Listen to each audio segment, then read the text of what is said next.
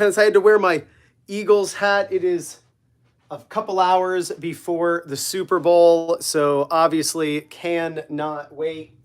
So let me give you some ideas right off the bat here that are going to help you with your singles strategy. Do you know what the number one single strategy is?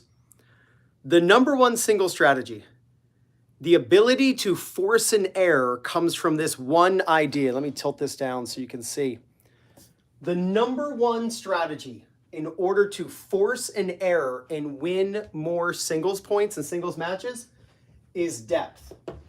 There are many different ways to force an error. And by the way, forcing an error, thank you for the likes, I appreciate it. Forcing an error is the best way to win a point. You can win a point three different ways. You can wait for your opponent to just miss, right? So you're receiving the benefit of an unforced error. You can hit a winner, which is make the ball bounce twice. And you can then force an error. And believe it or not, between those three, the forced error is what you want because it's repeatable and it's reliable. Like you can't rely on unforced errors. You can't cross your fingers and just wait for your opponent to make an error. So hitting deep is actually the number one way to force an error. So if you have a question, please throw it in the comments. I will be sure to answer your question. I'm here for a little bit. I'm going to be answering strategy questions, footwork questions. If you have any technique questions, I'll kind of move the camera, my little space here in the basement, and we'll go over some techniques. But if you have any questions, let me know. Of course, if you could do me a huge favor, and you can hit that like button, that'll bring more people in, and then it gets to more people, and brings more people in, and then it gets to more people. So thank you so much. Here's another idea. Obviously, you want to hit the ball deep, but how do you do that? How do you hit the ball deep reliably and consistently? You do it with an air target. And I say this a lot, and I'm going to say it again. I want you to, in the comments, tell me what percentage of the time do you have a specific air target? Like what percentage of the time do you know exactly how high you're trying to cross over the net? Are you trying to skim the net? Are you trying to just hit super high? Or do you have no idea how high, you tend to aim over the net? 20-year beginner can be a pro. That's going to be tough because here's the point, 0%. Yeah, low. And look, the first step is admitting you have a problem, right? That's step one in like the 12-step process, right? So the idea here is you want that zero, low, to be 100. Not that you always hit your target, but what you want to do is always have a target. So low, here's my challenge for you. 100% of the time, I want you to have an air target that you're trying to hit over the net. I want you, every single time you move forward inside the court, I want you to skim the net. In fact, did you know, Lo, that there are appropriate misses? Yes, there are appropriate misses. When you move inside the court, it is actually appropriate to hit the net. As silly as that sounds, because at least you missed in a way that was appropriate. Any of you golfers, you know that if the putt has a break, you want to miss above the break, not below, because the ball never had a chance at that point if you miss below the hole. You understand what I mean by an appropriate mistake. And if you move back, the appropriate mistake, if you're 10 feet behind the baseline, 12 feet behind the baseline, the appropriate mistake would actually be to hit long. Because as you move forward, aiming lower over the net is the correct thing to do. As you move back, aiming higher over the net is the correct thing to do. Yeah, it makes sense. Thanks, Lo. So that's how you can start to change the way you play tennis in order to become more consistent. There are three. Hey, what's up, LeBeau? Hey, what's up? I got your message, LeBeau. I think it was on Instagram. And I'm not sure if I actually responded. I get a ton of messages on Instagram DM. So thanks so much, Sampras, my favorite player, and congrats on that win over Tim Henman. Unbelievable. So we're talking about air target, LeBeau. We're talking about every single time you hit the ball, knowing exactly how high to hit over the net. Here's something, if you're a coach, here's something I want you to do. Let's say your student, you're watching one of your students play. Yeah, you got it, LeBeau. let's say you're watching one of your students play a practice match, or it's just like a junior program, you know, you're playing some points out, and one of your students hits the net. I used to correct technique. I used to, you swung across or whatever it is, right? You know what I started teaching? It was many moons ago. That was, well, guess what? It was thousands of years ago for me, because I would never have beaten Tim Henry. So congrats. I used to be handsome many moons ago too. So you know, we all fall off a little bit. I totally forgot my train of thought. Can somebody please write what I was saying? Because I completely forgot what I was saying. I completely forgot. Hi, Coach Ryan. How do you handle faster and low balls near the baseline without using a slice? Attack a short low ball. Love your videos. Bought the Topspin Pro. Great product. Figgy. Can't you see the Topspin Pro? It makes me so happy. Is that what Biggie said? Yeah, that was your fault, LeBeau. I was talking. I have no idea what I was saying. No clue. But we're talking about air targets. I know that, but that's okay. No problem. We'll just go to the next thing. I can roll with it. So let's talk about this. Handle fast and low ball near the baseline. Yeah, this is simple. I mean, it's not simple. It's simple to talk about, but not easy to do here. So if a ball is coming to you, first off, really fast and low, you can use different heights of the backswing to help with the contact point. So let's do the opposite. Let's say you get a higher ball. When there's a ball coming to your backhand, you can turn higher in order to be able to handle that. If a ball's coming to you very low, you can turn down here. High forehand, turn up here. Low forehand, turn down here. On a low forehand, I call it icing the cake. So imagine I've got a big sheet cake, right? Like a big like birthday cake, and I've got my racket. I'm gonna ice the cake, right? So I've got icing on the cake like this. So when you turn, you can be down here, and you can put icing on the cake. So you got to get low turn, and if the ball is coming in late or fast and you're late, you can go this way. If not, you can just go out, and it's almost like a half volley. But it's a short little, from the side, it looks like this. It's a short little circular move, almost like a teardrop movement. You don't have to hit a slice when the ball comes super fast to you. You're right. And deep and low. Greetings from Greece. Amazing. I'll tell you, the Tsitsipas, I just got a premium member on my website from Greece. The Tsitsipas turn on that one-handed backhand with the racket straight up and down, unlike the James Blake version where the strings are facing straight to the sky. This is what you want. It's so easy to close the racket and hit that ball. Yeah, that's what you want. Guys, we got 9 likes and 27 people here. Let's try to even those out if you don't mind. Let's see. We got some brush up on a low ball like Nadal on his hook. Yep, or you can finish up here. You got it, LeBeau? Yep. Quick question about the return of serve. Is it a bump or is it just a normal swing with a closed racket face? Well, you're always going to...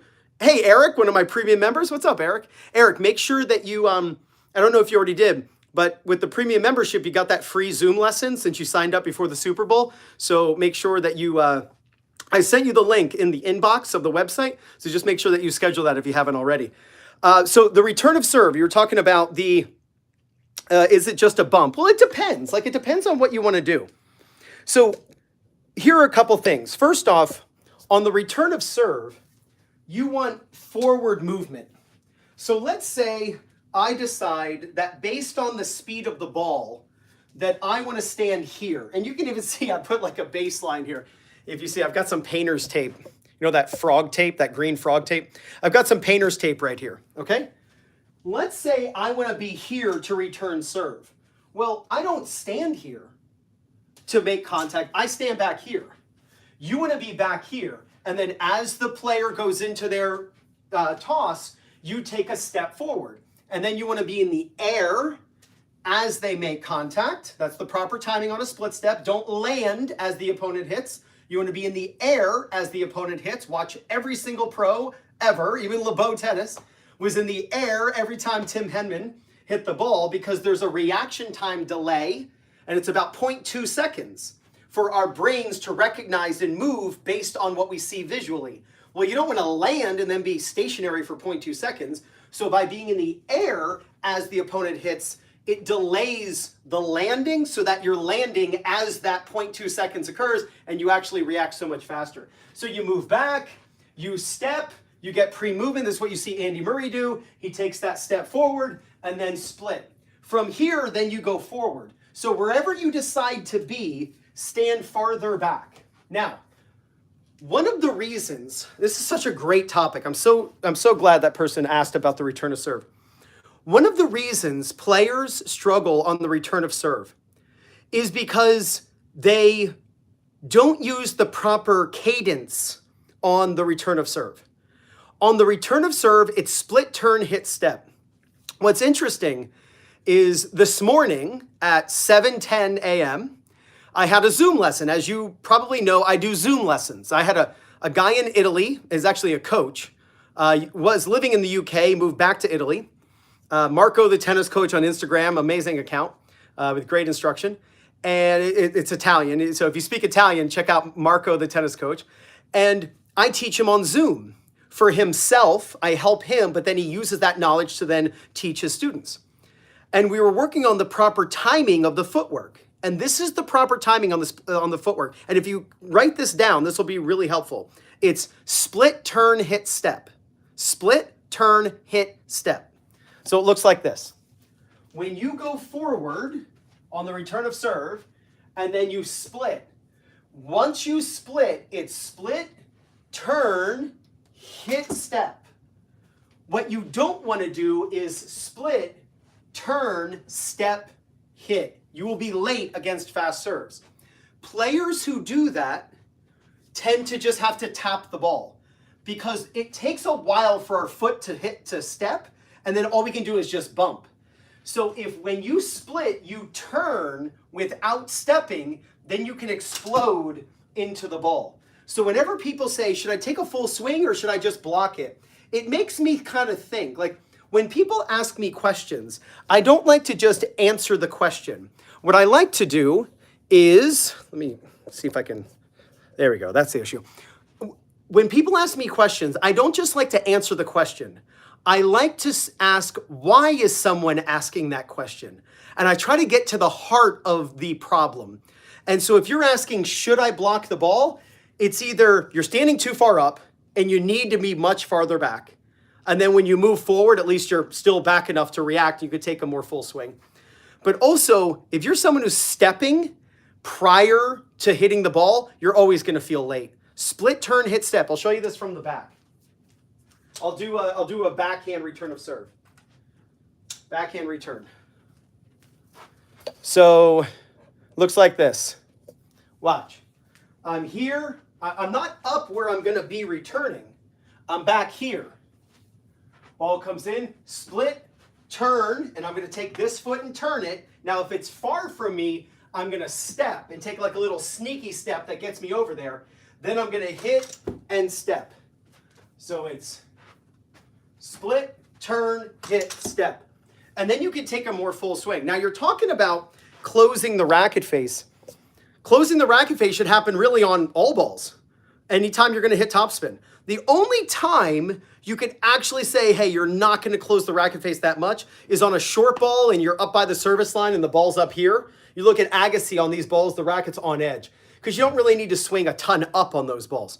Ryan, any tip for high backhands with a two-hander? I can't get much power. You and me both. Itmaker 5000 XL, what a name.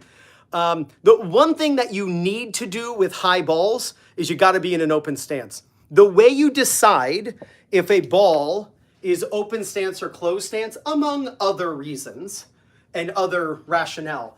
But basically, the lower the ball, the more likely you'll use a closed stance. The higher the ball, the more likely it's an open stance. And the reason for that is simple. The lower the contact, the more the swing is like a Ferris wheel. The higher the contact, the more a swing is like a merry-go-round. And a merry-go-round, you really need to be able to rotate. And the open stance allows for that rotation to happen. So on your backhand, I would really work on just planting that outside leg and really focusing on turning. If you're someone who steps into it, it's going to be very tough to turn the hips on a closed stance on a high contact. So that was a great question. What's up, Ryan? First off, nice hat. Thank you. Go Birds. Thank you so much. I was wondering if the serve, how far back should you elbow the enemy? It's not the more the better. This isn't like butter on toast. Like the more butter you put on, the better. And you put a whole stick of butter on it, it's amazing.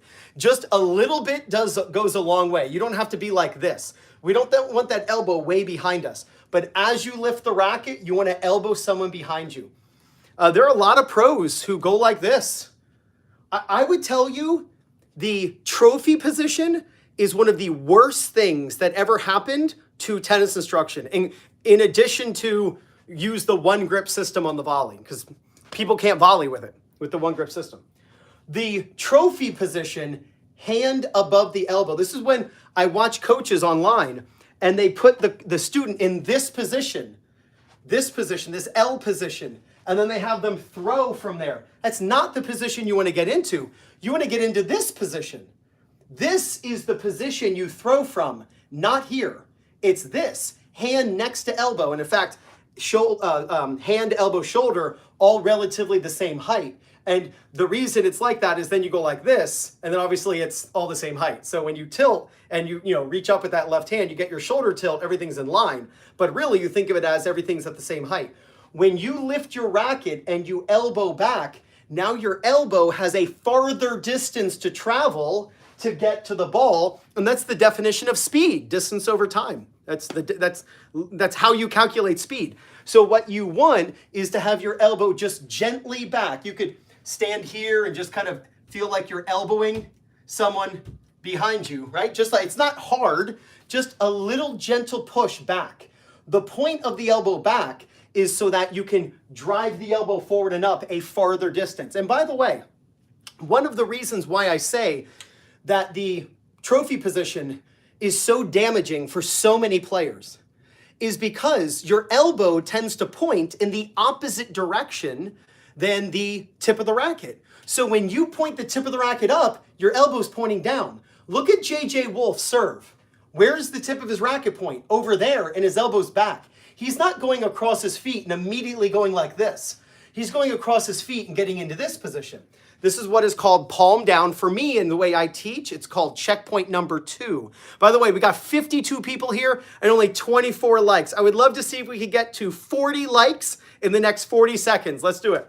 All right, so check this out. When you lift your racket up, try to put the ball in the throat of the racket. When you're serving, get into this position, not this position. You're losing this amount of power, because now your elbow has a shorter distance to go to get here. So it's not going to have to go very fast.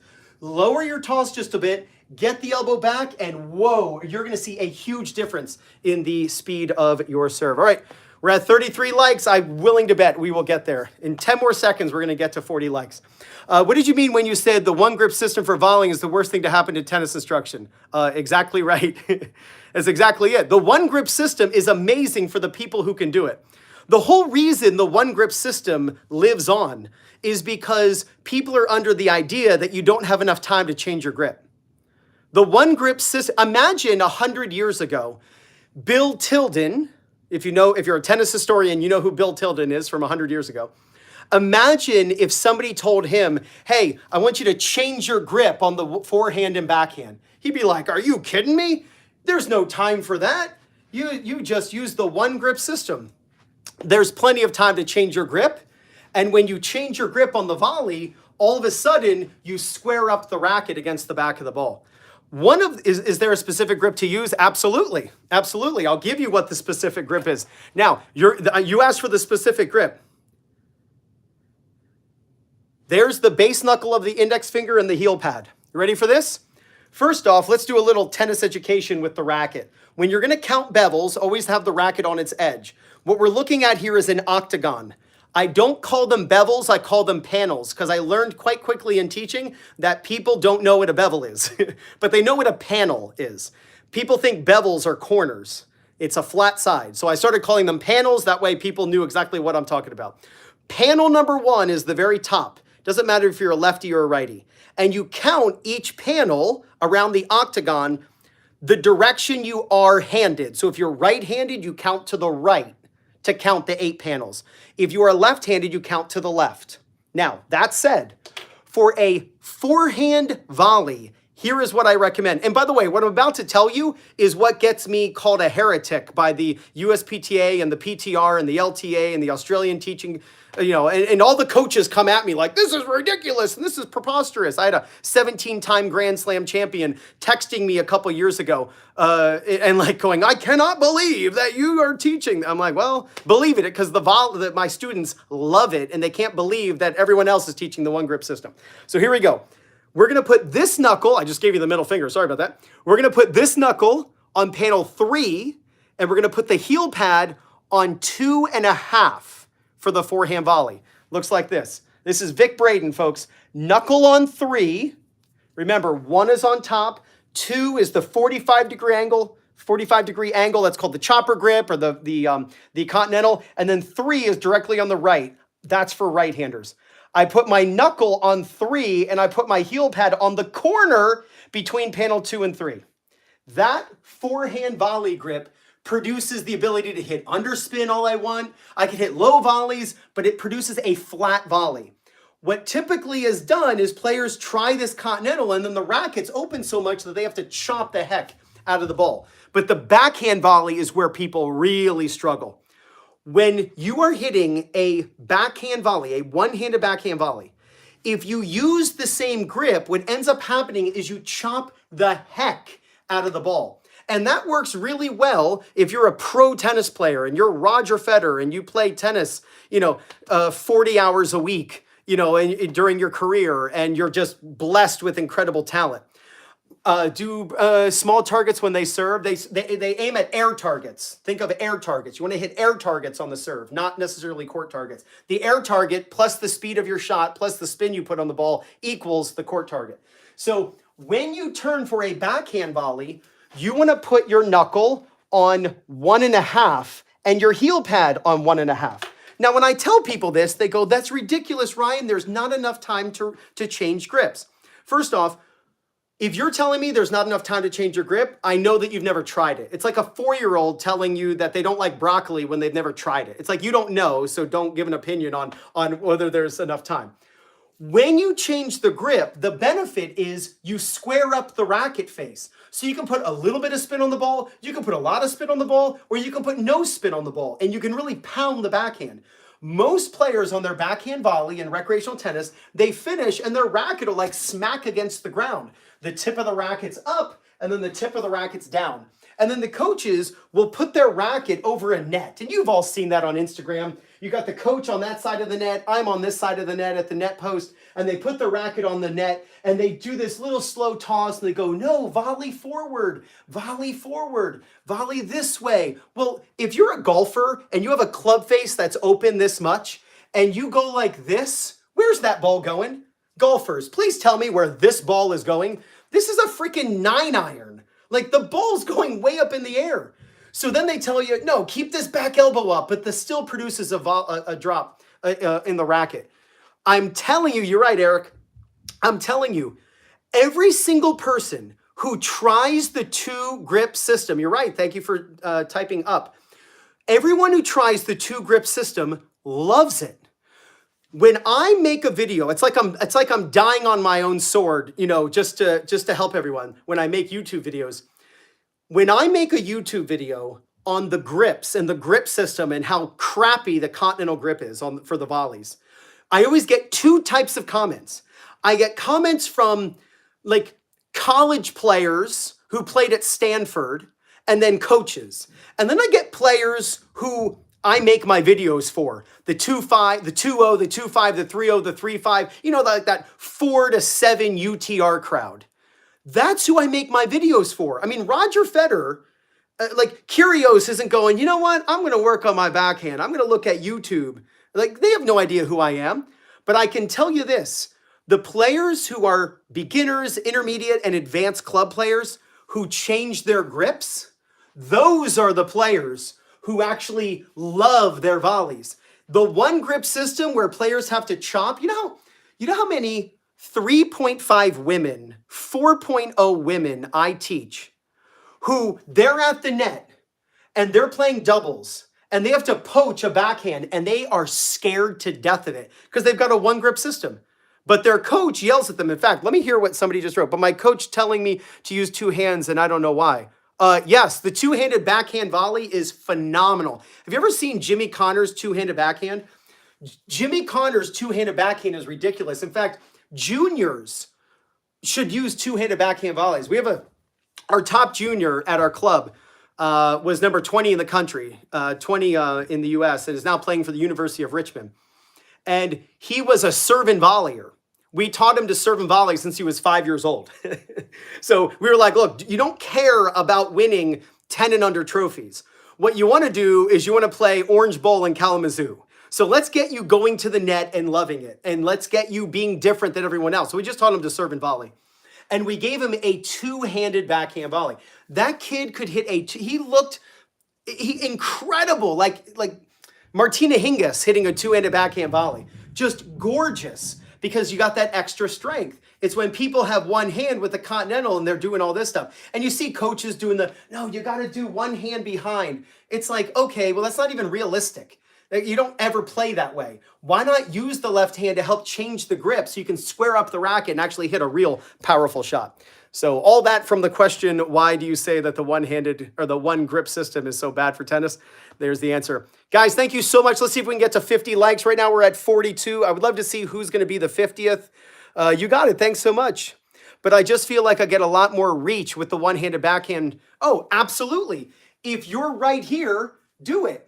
I mean, right here, do the two-hander. But then if you have to really reach, do the one. It's no different. Like when you say I get more reach with the one-hander, that's the exact same thing they used to say in 1952 when people were saying, you know what, I kind of like the two-handed backhand. And everyone's like, no, you get more reach with the one. Well, if you look at it now, if Djokovic right there, he goes two. If he's really stretched out, they'll go to one. So you can do one if you're really stretched out or jammed on the body. But if the ball's anywhere here, the two-handed backhand volley is going to be so much better. It's given a bad name. Any tips to hit a good one-handed backhand on the deuce side? Yeah. Let's talk about the one-handed backhand. So you're trying to hit on the deuce side.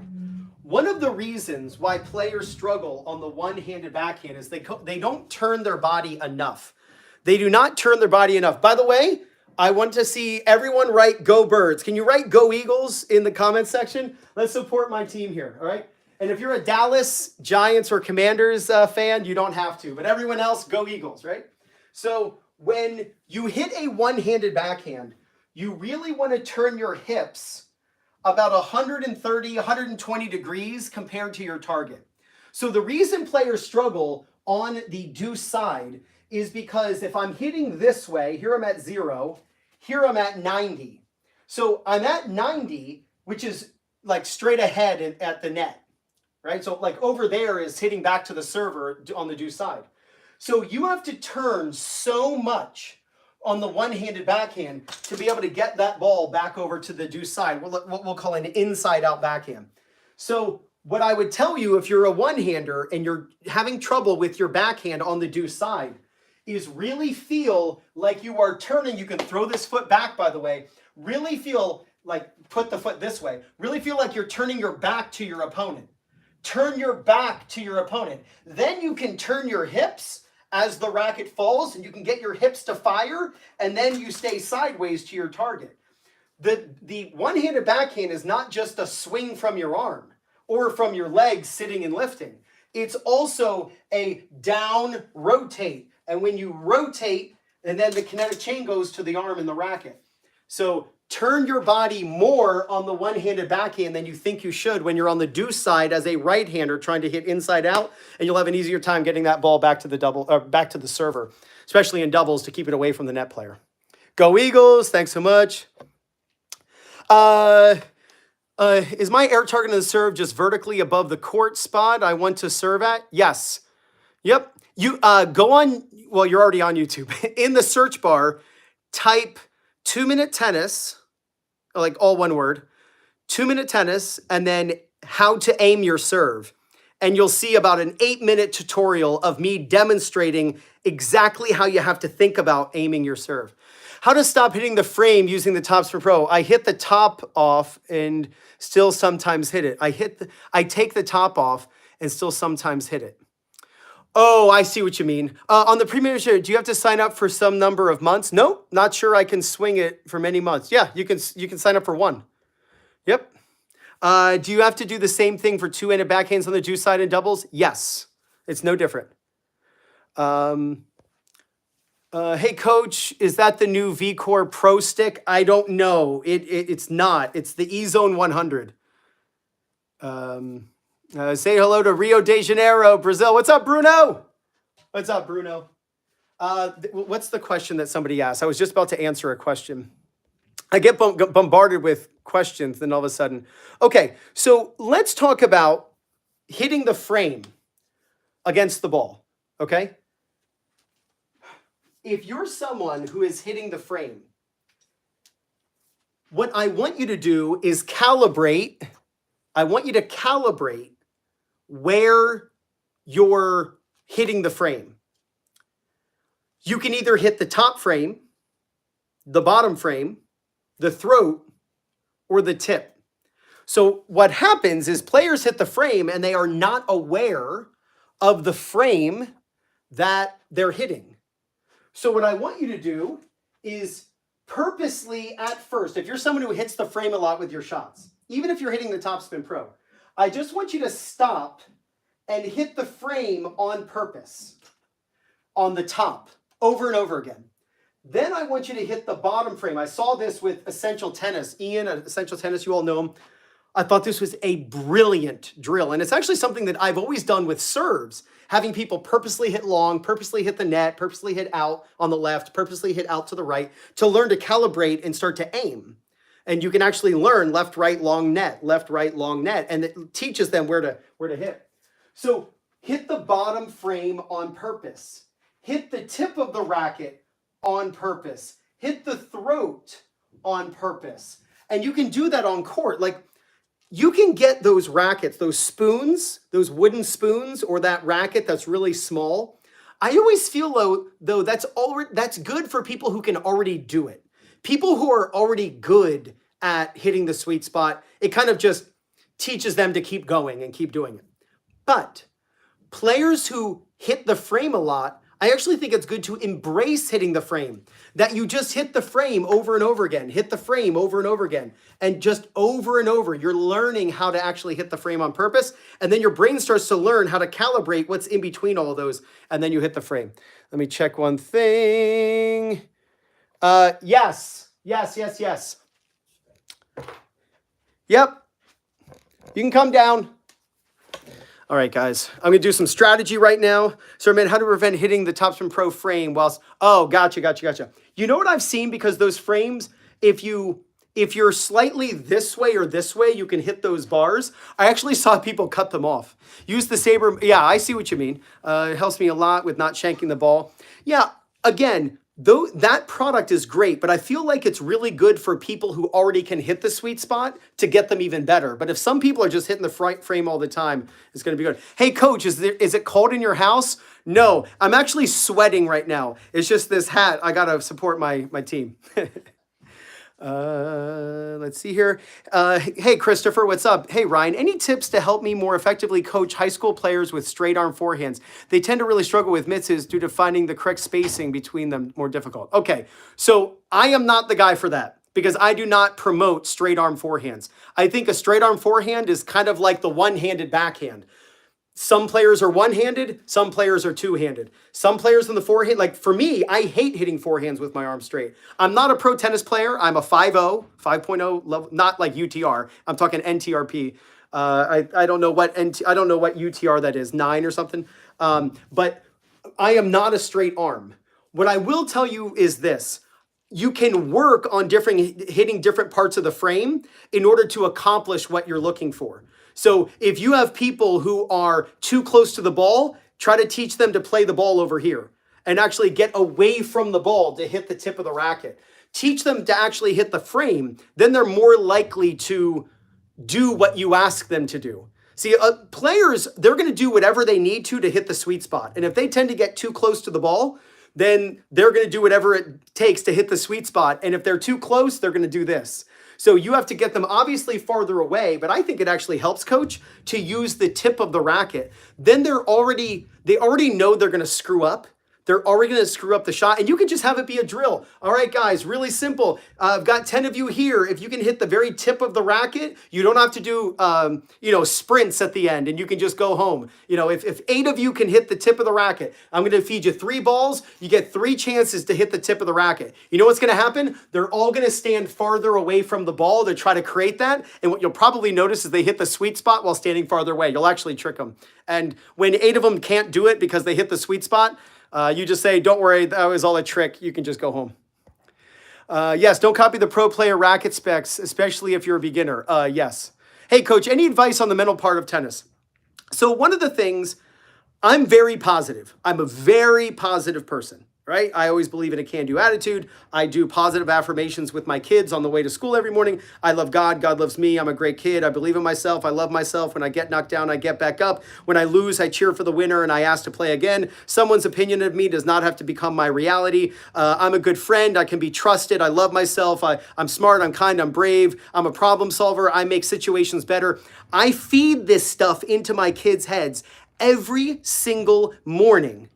On the way to school, driving them to school. My kids have been saying those positive affirmations every morning to themselves since, I would say, for the last 6 years. It was the last 6 years we've been doing that on the way to school. One of the things you can do is become more positive off the court. I think who you are off the court kind of bleeds over into how you are on the court. So I would try to be more positive off the court. One thing that really helps me is to control my breathing when it comes to mental toughness, control my thinking. What I've noticed is the less I think, look at this, we got 59 people and we got 55 likes. That's awesome. Let's see if we can get it to match or even go higher because some of the people left, right? Let's see if we can get to 60 likes. Thank you so much. I like to keep my feet going, regulate my breathing, but I know that the more I think, the worse I play. Like in between points, all right, 15-40, you get this, and then you break serve, and then you can hold for the set, and then you're up 1 set to love, and then your family's watching, and they're going to be cheering for it. And the more you talk, the more you can just have bad stuff happen, especially if you're prone to let what you're saying when it doesn't come to fruition affect you negatively. So I would say talk less in your mind. But here's one thing you can say to yourself. So all of you who are struggling, look at that, 64 likes like that. Love it. Thank you so much. The one thing I would say for you to be more mentally tough would be to say, I didn't need to win that point to win this match. I want you to think about this. When you lose a point, think about it. The reason you got to be mentally tough typically is because you're losing or you're starting to lose your lead. You're up 5-1 and all of a sudden it's 5-all and you're like, oh my gosh, what's wrong? When you say, I didn't need to win that point to win this match, it makes that point not mean anything. The only point you have to win is the last one. That's it. That's the only point you have to win. So keep really focus on your breathing. If you want, really keep your eyes down on the strings to not look around. Don't think much in your head, but if you do say something, I want you to say, I didn't need to win that point to win this match. I used to say that all the time, and I loved it. All right. Yep, Rafa only wins 56% of the points on clay. It's 100% right. The way you go from winning, 3 Wimbledons, 4 Wimbledons to, 14 French? Is that what he has? 14 French Opens, whatever, Roland Garros. To go from 55% of the points won to 56%, that one extra point for every 100 points played, it creates sheer dominance. It's amazing. It's absolutely amazing. Will switching from a strong Eastern forehand to semi-Western help with wrist pain due to using it in order to create topspin with the Eastern? Okay, so you don't need to use wrist. So that's a little bit of a false premise here. So the reason players think, whoops, what the heck? I'm sideways. There we go. The reason people think that they have to use wrist in order to hit topspin is because they don't close the racket face enough. So what you don't want is like this. When you hit a forehand, it is not in your best interest to be able to take a coin and balance it on the edge. That's not what you want. You want your racket tilted. From the back, it looks like this. You want your racket tilted down at about 45 degrees. The amount you close the racket face depends a bit on the grip, but it's not like you shouldn't or should close your racket face based on the grip. So you look at Federer hit a forehand, and he's got a stronger Eastern, and his racket's like this prior to hitting the ball. And then you look at Alcaraz, and his racket looks like this before hitting the ball. Now you look at like a Khachanov, and he's like this because of the grip that he's using. But tilting the strings down prior to hitting is how you hit topspin. That's how you get spin. When players think that they have to roll the wrist or do this a lot to get topspin, it always tells me that they're not closing their racket face enough. So you can keep your strong Eastern, but tilt your strings down, and you'll have a better time hitting topspin, and then you won't have to feel like you're doing this. Now, if you've already injured your wrist and you just need to be able to go out and play because it's already hurting, and you change over to the semi-Western, then that might work. But realize the whole reason that you were thinking about closing or changing to a semi-Western is because that's going to help you close the racket face. So you can just tilt your strings down more in order to get that topspin. Hey, can you do a video on high percentage point versus low percentage points with different scenarios? Yes, I do that a lot. So I'm making those videos every week here on YouTube. I do those videos all the time. When I do, go to double strategy and single strategy playlists on my YouTube channel. And it's just video after video after video of high percentage and low percentage tennis that I want you to play and not play. That's how it is. Do you know how to hit a good drop at the baseline? I feel like it always goes in the net. Yes, Ender Spacer. Let me tell you why players, recreational players, struggle to hit a good drop shot. A great explanation. I don't actually roll over. I actually drop racket blow and then I load the wrist too much. Yeah, so you're trying to do deviation like this. That the problem is you're relying too much on this and you're not closing the racket face. If it were a cupcake, right? Let's talk cupcakes. I love cupcakes. Closing the racket face is the cake itself. Doing this is like the sprinkles. Sprinkles make a cupcake better, but no one's eating just a handful of sprinkles. Like you need the cupcake. This is the main thing, closing the racket face so that you can hit spin. And then this move, the amount you do it, it's up to you. The more you do this, the more you're going to hurt yourself. So you've already experienced that. So yeah, so there you go. So closing the racket face is the more important part, just like the cake in the cupcake is more important than the sprinkles on the cupcake. All right, let's talk about drop shots. Here is why people hit drop shots into the net all the time. Because they're not learning from Alcaraz, and they need to. When you watch Alcaraz hit a drop shot, an incredible drop shot, it's because he has pushed his opponent back. There's a great video. He played Chilich. I think it was at Miami, and you can correct me if I'm wrong. Hello from Germany. Hello, hello. Should I say Sprechen Sie Deutsch? I don't know. Closing the racket face is the bread and butter. Wrist action is the ice cream. I love it. I love it. Yes. Use ice cream sparingly. When you watch Alcaraz hit drop shots, players always focus on the net player. I'm sorry, Alcaraz. What they are not focusing on is where the opponent is standing. Alcaraz does not hit drop shots when the opponent is at the baseline. He doesn't. He pushes the opponent back with incredible pace. This guy blasts the ball. It is unreal how hard he hits the ball. And if you watch his opponents stand so far back in order to handle that. The moment they hit short, he steps in and he hits the drop shot. If you want to learn to hit a better drop shot, then make it a 1-2 punch. Don't hit a drop shot just out of the blue. It has to be the last shot you hit in a combination of shots or shots that moved your opponent back. So because we tend to not be able to hit the ball as hard as Alcaraz, what we need to use is height in order to hit the ball to move our opponent back. So what you want to do is hit high to the opponent's backhand. This goes all the way back to 40 minutes ago when we were talking about air targets. Have an air target. Every time you hit the ball, know exactly how high over the net you're aiming. Every time. You won't always hit your target, but every time LeBron James shoots a basketball, he's trying to get the ball in the hoop. He knows his target. Doesn't always go in, but he knows his target. So what I want you to do is start, if you're a coach, start teaching this to your players. If you're a player, start asking your coaches to work on this with you. Work on figuring out what tools you have in your toolbox, in your tennis toolbox, that is going to get you to push your opponent back to the fence. Then step in. They will probably not have an air target, and they're just going to hit the ball hard, which robs them of time to get back into the court. You step up, you hit your drop shot. Now your drop shot doesn't have to be as good. The reason players hit the net on their drop shot is because they're trying to hit too close and be too cute and too perfect, because they're not setting it up with the previous shot. Push your opponent back, and then just a simple little drop shot that lands in the service box. If you can push them over here, then hit the drop shot this way, it's such a distance for them to run, they probably mess up. Or if they do get it back over, they're over here, and then you got the whole court to hit into. All right, guys, real quick. I have just given you 45 minutes.